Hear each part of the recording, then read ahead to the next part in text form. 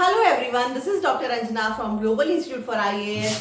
आज है बेटा 9th, 10th, 11th and 12th of October का न्यूज़पेपर, राइट। और इसके अंदर बेटा जल्दी से स्टार्ट करते हैं सारे इंपॉर्टेंट न्यूज आर्टिकल्स पीसीएस और आईएएस एग्जाम के लिए।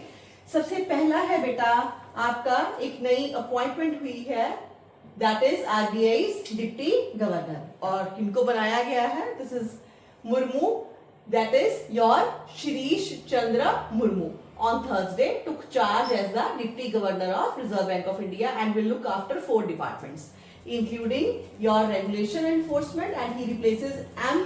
Rajeshwar Rao। तो M. Rajeshwar Rao की जगह पे अब जो है कौन आ गए हैं? शिरीष चंद्र मुर्मू। ये हमारे कौन है? नए डिप्टी गवर्नर है। तो किसी केस में क्वेश्चन आ भी सकता है डिप्टी गवर्नर पे, कोई बड़ी बात नहीं है। थोड़ा सा आपको ध्यान रखना चाहिए कि कौन सी नई जो है वो हमारे पास अपॉइंटमेंट हुई है। नेक्स्ट न्यूज है बेटा पीसीएस के साथ रिलेटेड पंजाब की न्यूज है। आपको पता है अभी फ्लड्स आए हैं, तो उसके बाद हमारी जो सॉइल है अभी उसकी क्या कंडीशन है उसको लेके एक बहुत इंपॉर्टेंट न्यूज आर्टिकल है।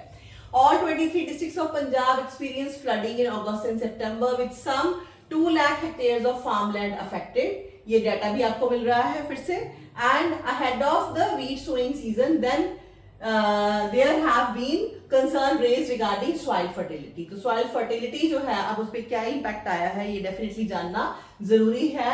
And the potential impact of floods on Punjab agriculture productivity, but the situation is not as dire as initially feared. मतलब उतनी ज्यादा दिक्कत वाली बात नहीं है जितनी हम सोच रहे थे। कैसे?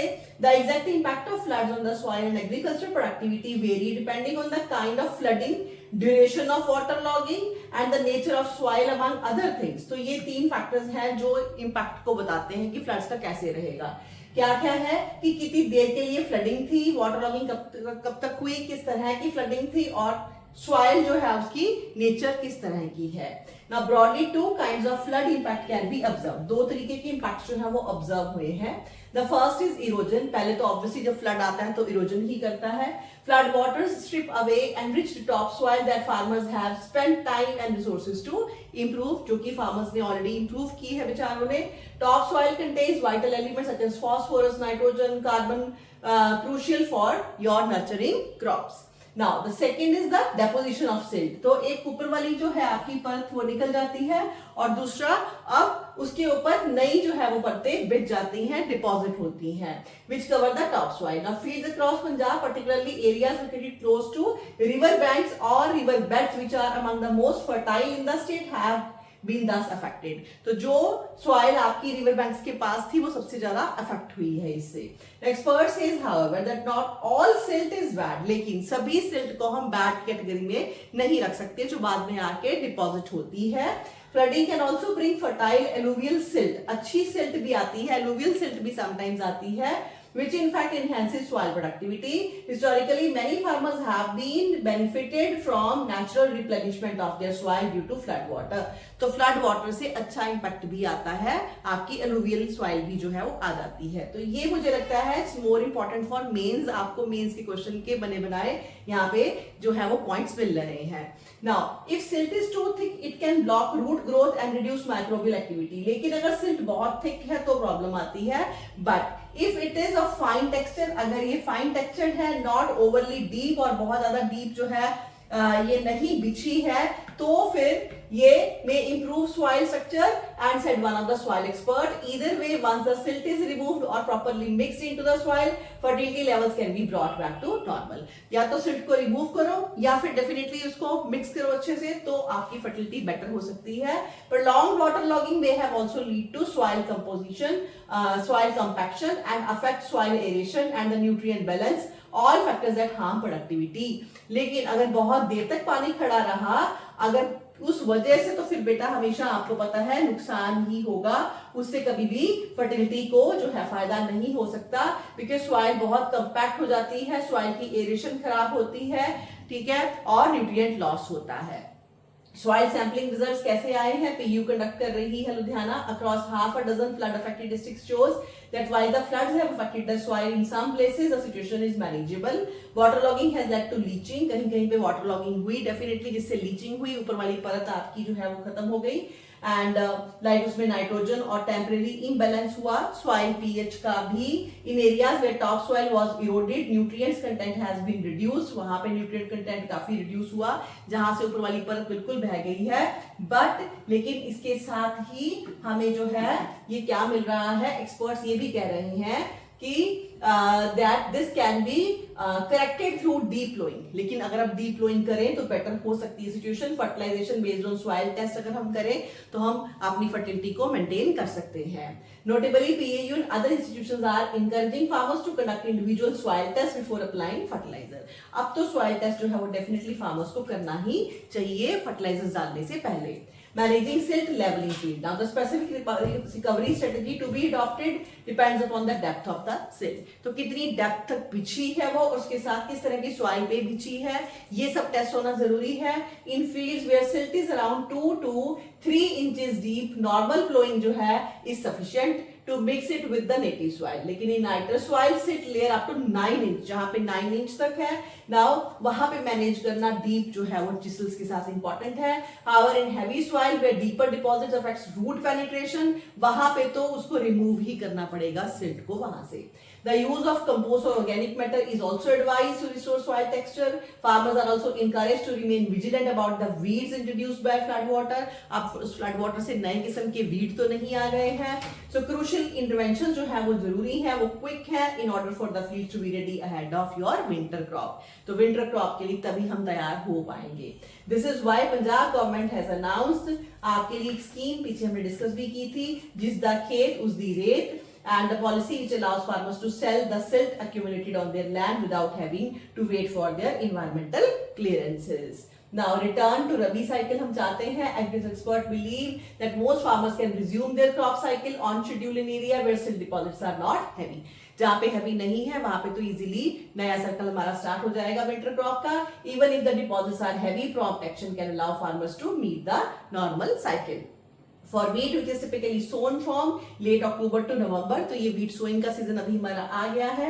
Timely field preparation is key. So area with adequate residual moisture due to flooding, sowing can even proceed without pre-irrigation. And low-lying silt wet field में bed planting of wheat और transplanting जो है वो अच्छे से हमारी हो सकती है. Where fields were ready by September, short duration crops like turi, potato and maize can be cultivated before wheat. तो this is the current situation. और मेंस के लिए आप इसको थोड़ा सा फोकस करके रखो, ये पॉइंट्स को आप यहीं पे मेंशन करके रखो. राइट ना, अभी आपको पता है ये टाइम है किसका, नोबेल प्राइजेस का, जो कि मिलने शुरू हो चुके हैं और आपका मिनिमम एक क्वेश्चन तो इनमें से प्री में आएगा ही. तो अब बात हो रही है आपकी किसकी, नोबेल प्राइज किसके अंदर, लिटरेचर में. Now for a writer who has spent decades cultivating his own difficult unyielding form of literary soil, slow growing, deeply rooted, indifferent to the pressure of the season, और ऐसे ही इंसान को मिला है आपका 2025 नोबेल प्राइज इन लिटरेचर. ये Hungary से आपके राइटर हैं, दैट इज लेस्लो कांजुकोई. 71 ईयर के हैं, awarded for his singular prose that in the midst of your apocalyptic terror reaffirms the power of art seems only befitting. तो इनको जो है वो अवार्ड मिला है, इनकी सिंगुलर प्रोज सिर्फ इन्होंने लिखा है उसके ऊपर इन्होंने अवार्ड लिया. Now for years जो है आपका category fiction has walked the knife age between despair of and grace, winning him. इससे पहले ऑलरेडी क्या क्या जीत चुके हैं, मैन बुकर प्राइज 2015 में, देन कॉसुत प्राइज हंगरी का हाईएस्ट कल्चरल ऑनर है 2004 के अंदर, ये ऑलरेडी जीत चुके हैं. And Krasznahorkai will receive the medal and diploma in ceremony in December, obviously in Stockholm, and he is the second Hungarian है. इससे पहले इमर कैट्स जो है 2002 में उनको नोबेल प्राइज जो है वो मिला था in the field of literature. In the shadow of history जो है 54 में इनका बर्थ हुआ, Hungarian town near Romanian border, and he came of the age of long dusk of the state socialism. उस पीरियड में ये पैदा हुए हैं 1954 में, एंड हिज अपब्रिंगिंग जूइश है, रूरल एंड रिप्रेसिव रही. Fed his earlier awareness of history after studying law and literature at Budapest. Then he published his debut novel. सबसे पहला नॉवल जो है ये इनका आया, that is Satantango, that is 1985, a sprawling bleak story of dying collective farm. right? And it became an immediate sensation for the novelty of how subject was treated and the philosophical heft जो है वो लेकर आए थे. Since then he has occupied a unique space, marginal and mystic जो है इनके mythic, fantasy, literary, defiant, uncommercial जो है writing रही इनकी.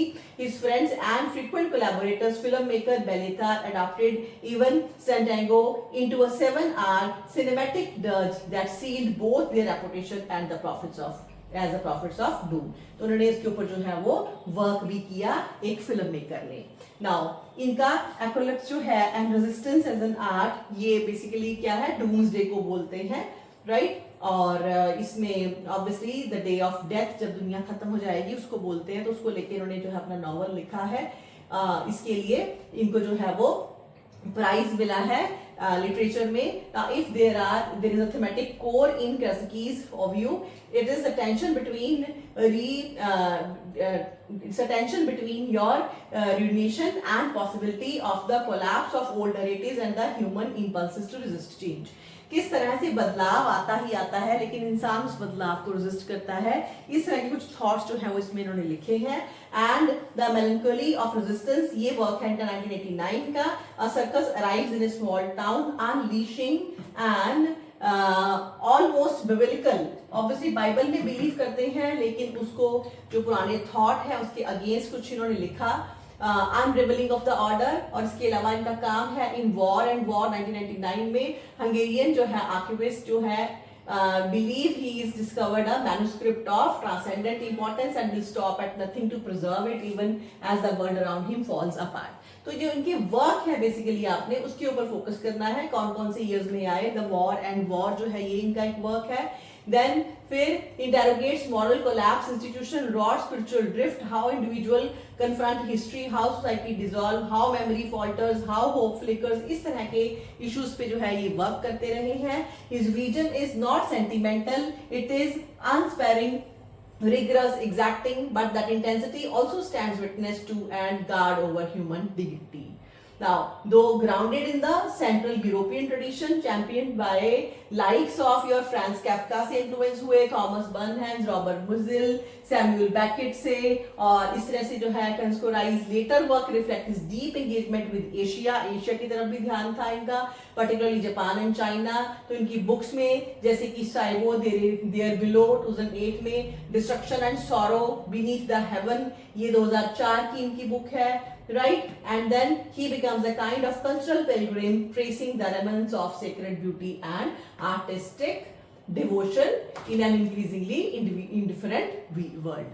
तो इनकी बुक्स की एक लिस्टिंग कर लो और बुक्स को थोड़ा सा आप याद कर लो, right? Or the sentence as an architect. Now in an interview to the Guardian in 2015 he described his work as a letter, then from letters words, then from these words some short sentences, then more sentences, then longer, and the main very long sentence for the duration of 35 years. इस तरह से अपने काम को जो है ये बताते हैं. इतना ज़्यादा हमें पढ़ने की जरूरत नहीं, बस हमें ध्यान रखना है कि इनके वर्क्स कौन से हैं, किस तरह की फिलॉसफी में ये बिलीव करते हैं. इसको अच्छे से आप प्रिपेयर करो for both prelims as well as for mains. Next news है बेटा पैलेस्टीन और इजराइल को लेके. आपके पास नया मैप भी आ गया है, कितना एरिया जो है अब इजराइल के पास चला गया. Numbers alone cannot capture the toll of Israel-Hamas war has taken to Gaza Strip. सिर्फ नंबर से कुछ नहीं होगा. They can help us understand how thoroughly the conflict has upended the lives of 2.1 million Palestinians जो हैं, they were killed and they were living in the territory and decimated your territories 365 square kilometers only. And out of every 10 people, 1 has been killed or injured in an Israeli strike. 9 are displaced. At least 3 have not eaten for a day. Out of every 100 children, 4 have lost either one or both parents. Out of 10 buildings that stood in Gaza pre-war, 8 are either damaged or flattened. इस level तक की destruction है. Out of every 10 homes, 9 are wrecked. Out of every 10 acre of cropland, 8 are razed. मतलब कुछ नहीं बचा. Cemeteries are overflowing, mass graves dot the strip. Israeli airstrikes have killed entire families in their home. More than 2,000 people seeking food have been killed. 2,000 तो बेचारे खाना मांगते हुए ही मरे हैं. and then in some cases Israelis have acknowledged firing warning shots at chaotic crowd and all. So the war is the deadliest conflict for journalists also. बहुत सारे journalist भी इसमें जो है वो मारे गए हैं. Health workers, UN aid workers, पहली बार ऐसा हुआ है, right? According to the Committee to Protect Journalists and UN and British medical journals say the prevalence of patients with injuries from explosion in Gaza compares to the data of injured US combat forces in Iraq and Afghanistan. जितनी की आपकी Iraq Afghanistan की लड़ाई में total हुआ injuries उतनी ज्यादा आपको यहाँ पे पैलेस्टीन में मिलती हैं.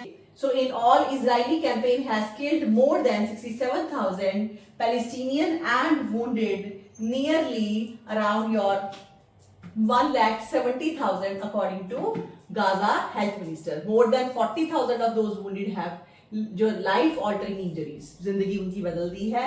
Death toll does not include the thousands of people जो बिलीव डिफरेंट, जो कि अभी दबे हुए हैं, जिनके बारे में हमें नहीं पता. तो आपको इसके बेसिकली क्या याद रखना है बेटा? आपको याद रखना है ये इसके अंदर इसका map, that is important for us, जो कि हमें ध्यान देना है, आपको क्वेश्चंस में काम आएगा. तो इसके अंदर आप अगर देखो तो this is your map, right? तो ये मैप है आपका जहां पे इजराइल और पैलेस्टीन दोनों ही है. नाउ ये जो डार्कन एरिया है, this is not under Israeli control, and darken area जो लेस डार्कन एरिया है ये है कि इजराइल के पास नहीं है. जो डार्क ज्यादा है दिस इज इजरायली कंट्रोल. तो आपको इसके अंदर कौन कौन सा एरिया ज्यादा डार्क मिल रहा है? नाउ ये सारा, this part, this is under Israel, right? और उसके बाद ये सारी स्ट्रिप, दिस वन, ये सारा पार्ट जो है आपका गाजा सिटी, बैत हनून, इवन जो आपकी गाजा स्ट्रिप चल रही है इसका भी, खान यूनिस जो है, रफा, ये सारा रीजन कहाँ है? इस सब पे ऑलरेडी इजराइल का कब्जा हो चुका है, और बहुत कम रीजन है आपका जो कि पैलेस्टीन के पास इस टाइम पे बचा हुआ है. Now 75% land in Gaza occupied by Israel. Approximately 2 million Palestinians are now living on 36 square miles of land only. ये डाटा काम आएगा आपको. 92% housing units damaged or destroyed. Estimated 1.5 million people are in need of emergency shelter items. ऐसे ही 78% buildings damage हुई हैं. 99% agricultural land जो है वो नॉट एक्सेसिबल रहा है. This data is definitely useful for you people, और इसको हम बोलते हैं फिलाडेल्फिया कॉरिडोर, जो कि आपका बचा है इसके पास, पैलेस्टीन के पास. 2025 का आपका ये नया डाटा है, सितंबर 16 का, राइट? नेक्स्ट फिर से बेटा नोबेल प्राइज और है केमिस्ट्री में. इसके लिए आपको याद करने पड़ेंगे कि इनके नाम क्या है और कहाँ पे इनकी कंट्रीब्यूशन है. Now, most material, atom, molecules are packed tightly together, leaving little or no empty space between them. This year's Nobel Prize in Chemistry has been awarded to 3 scientists who created novel material in which atoms and molecules are linked in a way that leaves large, neatly arranged open space inside the molecular structure. तो molecular structure के between भी अच्छी सी space बच सके, इस तरह का material बनाया. These spaces are extremely useful for storing or trapping other substances. Like making these materials called, इसको क्या बोलते हैं? Metal organic framework, MOF. I'll say कि बहुत बहुत इंपॉर्टेंट है, इस पे आपका क्वेश्चन बनता है. MOF क्या होता है? मेटल ऑर्गेनिक फ्रेमवर्क, नया काम है इनका, highly valuable in many situations. तो ये नोबेल प्राइज जो है ये अनाउंस हुआ है, और किसको मिला है? Susumu Kitagawa, Richard Robson and Omar Yaghi in creating the special molecule constructions made by linking metal items with carbon containing molecules. Different kinds of MOFs जो है वो बन सकते हैं, can be used for application like harvesting water from desert air, capturing carbon dioxide, storing जो है toxic gases, ये सब जगह पे आगे जाके इसका इस्तेमाल हो सकता है. Great utility of MOFs lies in their ability to temporarily hold other substances like empty spaces के अंदर, जैसे कि foam और sponge is able to hold air और water. ऐसे ही ये material भी जो है वो hold कर पाएगा. And framework different between most normal compound after MOFs. And the MOF is similar, so that between building with very tiny rooms and many solid brick wall and the one comprising only pillars and beams and no walls. इतना फर्क है. So these MOFs thus contain very large empty spaces confined with their molecular structure.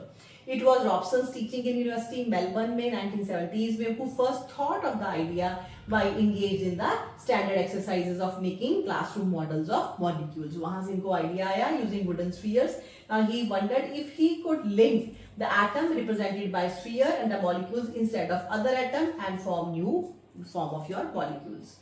He took several years to try this idea but was indeed जो है successful in creating new molecule that were first जो है spread out and then further इसको हम use कर सके could be now contain other substances in the empty space. Now some of the first molecules he created were relatively unstable but the idea did find a few other takers. और लोग भी इसमें जुड़े and Kitagawa, whom Nobel Prize Committee described as someone with the knack of trying out the usefulness, इन्होंने आगे further इसको बढ़ाया and someone later फिर उमार यागी ये जुड़ गए यूनाइटेड स्टेट से and फिर इसकी स्पेशल प्रॉपर्टीज क्या है? There is no dearth of porous material either naturally occurring or created. So think of a bread or biscuit for example या sponge.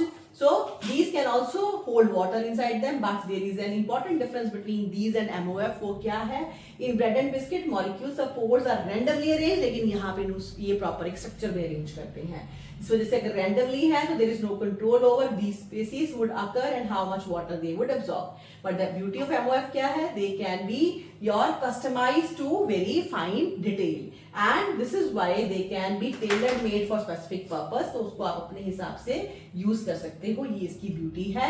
And further जो है हमारे भी एक साइंटिस्ट है Rahul Banerjee, professor of chemistry है, ये बताते हैं he added that MOFs everything can be pre-designed from the kind of material it would be absorbed to store और shape और size हर चीज जो है वो already design कर सकते हैं. One of the most soft opter uses क्या है? That is to try and capture carbon dioxide from the atmosphere, जो कि हमारे लिए सबसे ज्यादा यूजफुल साबित होने वाला है. ये हम कार्बन डाइऑक्साइड को भी कैप्चर कर पाएंगे. Molecules of MOF can selectively जो है वो contract your CO2 molecules from the air and ignoring the others. So सिर्फ वो कार्बन डाइऑक्साइड को ही कैप्चर करेंगे तो ये बहुत यूजफुल होगा. ये सारी चीजें आप अच्छे से लर्न करके रखो. फॉर श्योर नोबेल प्राइजेस में से एक क्वेश्चन तो आने का चांस हमेशा से ही रहता है. नेक्स्ट क्वेश्चन हमारा पीसीएस के लिए इंपॉर्टेंट बनता है ये न्यूज से. That is there will be no power cut from next summer. कैसे? क्योंकि हम जो है एक नया प्रोजेक्ट लॉन्च कर रहे हैं. 5,000 करोड़ का प्रोजेक्ट है to upgrade power infrastructure in the state and the project was launched under the Roshan Punjab campaign. Mark करके रखो इसको, Roshan Punjab campaign, with which the state intends to make Punjab first power cut free state in the country. Addressing a gathering here, Kejriwal ji ने ये करा है and he said the first time investment जो है 5,000 करोड़ की वो लगाने जा रहे हैं. प्रोजेक्ट एनवी से सेटिंग अप न्यू सबस्टेशंस होंगे, पावर लाइंस होंगी, रिडक्शन इन लोड होगा. होगा या नहीं होगा हमारे लिए इंपॉर्टेंट नहीं है, एग्जामिनेशन पॉइंट ऑफ व्यू से इंपॉर्टेंट है कि इस तरह की जो है वो प्लानिंग की जा रही है. Focus will be on building new infrastructure, upgrading existing system, ये सब होगा. कोई शॉर्टेज ऑफ सप्लाई नहीं होगी. 25,000 किलोमीटर की आपकी new power cable, 8,000 new electric transformer, 77 new power substation जो है ये बनाए जाएंगे. ये आप डेफिनेटली लिख के रखो, प्री और मेंस दोनों में ही काम आने वाला है. Next news again of Punjab. Chances है हमें 24th डिस्ट्रिक्ट मिल जाए. Punjab government is planning to announce Anandpur Sahib as 24th district. कब? ऑन 350th आपकी मार्टिटम डे जो है वो 9th गुरु जी का मनाने जा रहे हैं. सो इस वहां पे स्टेट गवर्नमेंट जो है sources indicate that if the decision is finalised तो government will make announcement during special assembly session जो हम डिस्कस कर चुके हैं ऑलरेडी. ये नवंबर 24 को होने जा रहा है. तो ये बात ध्यान में रखो और ये हमारे एग्जाम से पहले ही हो जाएगा तो हमें इसके बारे में इंफॉर्मेशन भी मिल जाएगी. नेक्स्ट न्यूज जो है वो रिलेटेड है एग्रीकल्चर के साथ. Now with the golden promise of harvest turning into nightmare, hundreds of farmers across Punjab are reeling under devastating impact of viral disease. Disease पे हमेशा क्वेश्चन आता है आपको. एक नई viral disease that has stunted not only their paddy plants, सिर्फ paddy plants ही छोटे नहीं रह गए but also their hopes भी इसी तरह से ही. Despite assurance to compensate such farmers, Punjab government has yet to announce per acre compensation. अभी अनाउंस नहीं हुई. ये डिजीज क्या है? Dwarfing disease also called Bona disease. किसकी वजह से होती है? This is caused by southern rice black streak dwarf virus, पूरा नाम है इसका, एक वायरस है SRBSDV, southern rice black streak dwarf virus. First detect हुआ पंजाब में 2022 में, has severely damaged around 11,000 acres across several districts, most notably Patiala में, Fatehgarh Sahib, transmitted by white backed plant hopper, that is a disease has returned with renewal aggression. तो आपका एक plant hopper होता है, white bagged plant hopper बोलते हैं, वो ये फैलाता है। और ये जो डिजीज है फिर से बहुत ज्यादा स्ट्रॉन्ग अटैक हुआ है इसका। Attacking popular PR paddy variety कौन सी? PR 131, PR 128, PR 132 and PR 126। Now fields full of green but empty of grains, said Tony Singh. तो मतलब ग्रीन है लेकिन ग्रेन्स उसमें अभी डेवलप ही नहीं हुए इस डिजीज की वजह से। खास करके फतेहगढ़ साहिब में आपको ये देखने को मिल रहा है। तो ये डिजीज से बहुत नुकसान हुआ और डाटा यहाँ पे इतना याद करने की जरूरत नहीं है, बट डिजीज का नाम, वायरल डिजीज है, कौन सा वायरस है और कौन इसको फैलाता है, ये सारी चीजें आप याद करके रखो। नेक्स्ट आपको एक और अपॉइंटमेंट याद रखनी है, that is Ruchi ASH chief general manager has assume charge of अम्बुड्समैन। RBI की अम्बुड्समैन जो है वो बनाई गई है ऑन October 6, 2025 से, राइट। ये आपको याद रखना है इनका नाम, दैट इज रुचि ASH, जो कि अभी हमारी RBI की अम्बुड्समैन जो है वो अपॉइंट हुई है। नेक्स्ट न्यूज जो है वो इन्वायरमेंट के साथ रिलेटेड है बेटा। Now with an eye on India's commitment under Paris climate agreement 2015 का, centre has notified first legally binding target of 4 high emission sector. कहाँ पे? Aluminium, cement, that is your chlor alkali and pulp paper. ये 4 sector में जो है वो कुछ notification जारी कर दी गई हैं। 4 के 4 सेक्टर के नाम आपने याद रखने हैं, and to help bring your country's domestic carbon market under the credit trading your scheme. So इसको लेके ministry of environment, forest and climate change इन्होंने नोटिफाई किया green house gas emission intensity GEI target rule 2025 after they were initially proposed through the draft notification. तो इस GEI के अंदर is the amount of green house gas कितनी वो emit कर सकते हैं per unit product output. For instance the gases release in the product of जो है tons of production such as cement and aluminium. तो उसको लेके अब ध्यान रखना पड़ेगा। कार्बन क्रेडिट ट्रेडिंग आपकी स्कीम जो है वो लॉन्च की गई थी इससे पहले 2023 में, to create framework to trade carbon credit facility, slashing of carbon dioxide emission and bring India climate commitments under the Paris agreement. तो पेरिस एग्रीमेंट में हम अपनी कमिटमेंट को कंटिन्यू रख पाए। तो इन सारी इंडस्ट्रीज को बोला गया है कि अब आप ध्यान रखोगे कि कितनी एमिशन आप कर रहे हो, और अगर नहीं हो पा रहा तो आपको फिर ऑब्वियसली हमारे पास क्या होता है, कार्बन क्रेडिट सिस्टम है। तो आप वो जितना ज्यादा आपने पोल्यूट किया उतने आपको क्या करना पड़ेगा, क्रेडिट सर्टिफिकेट लेने पड़ेंगे किसी और इंडस्ट्री से जिसने की सेव किया है, जिसने की पोल्यूशन कम की है, और उसके बदले में आपको उसको पैसे देने पड़ेंगे। Now, India has committed to reduce emission intensity of its gross domestic product, हमारी amount of energy used per unit of GDP by 45% by 2030 compared to 2005 level। जितना हम 2005 में जो है वो करते थे एमिशन, उसका 45% हम करने वाले हैं कम, ये हमारा टारगेट है, और 2030 तक ये हमने करना ही है। एंड अंडर दिस GEI-1 जो है आपका GEI rules, 282 high emission industrial units will have to comply with the mandatory target. अब उनको ये टारगेट्स को देखना पड़ेगा 25, 26, 26, 27 के। Now these units consist of 186 cement के हैं, 13 एल्यूमिनियम के हैं, 30 जो है आपकी क्लोर एल्कलाई यूनिट्स हैं, 53 पल्प यूनिट्स हैं। टोटल कितने हैं? 282।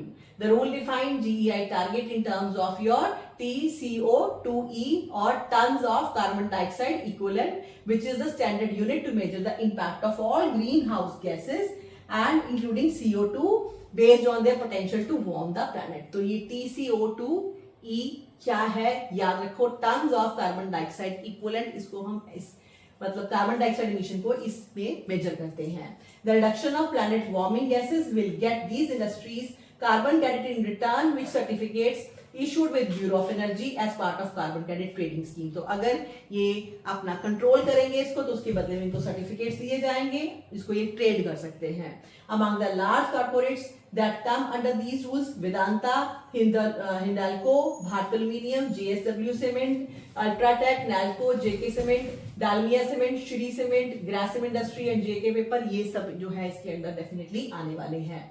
According to analysis by Down to Earth, the target requires modest reduction, average roughly 2 to 3% इनको कम से कम रिडक्शन करनी पड़ेगी and 7.5% 2026-27 तक. For example, target for cement sector जो है वो 4.7 से 7.6 तक है, pulp है वो up to 15% तक है, in fact for 2 years, right? और ये डाटा बेसिकली इतना भी अगर आप लर्न कर लो that is enough for you people. So this is all for today. आज के लिए इतना ही. सभी के सभी न्यूज आर्टिकल्स इंपॉर्टेंट थे. पंजाब के साथ रिलेटेड भी हमने आर्टिकल कर लिए और इसके साथ ही नोबेल प्राइजेस की तो अच्छे से आप लिस्टिंग बना के उसको लर्न कर लो. तो अच्छे से बेटा काम करते रहो, रिवीजन करते रहो. एग्जाम बहुत जल्दी ही अप्रोच करने वाला है हमारा पीसीएस प्रीलिम्स और आपको ये करंट अफेयर्स को बहुत सीरियसली लेना है. अभी के जो करंट अफेयर्स आ रहे हैं बिकॉज अभी ट्रेंड है कि एग्जाम से 1 वीक और 2 वीक पहले वाले करंट अफेयर्स वो ज्यादा पूछे जाते हैं. तो इस वजह से फोकस करो इन वीडियोस को. आपके लिए ही मैं ये सारे एफर्ट्स कर रही हूँ. तो हो सके तो कुछ ना कुछ फीडबैक जरूर प्रोवाइड किया करो और शेयर करो, लाइक करो. Thank you so much for watching.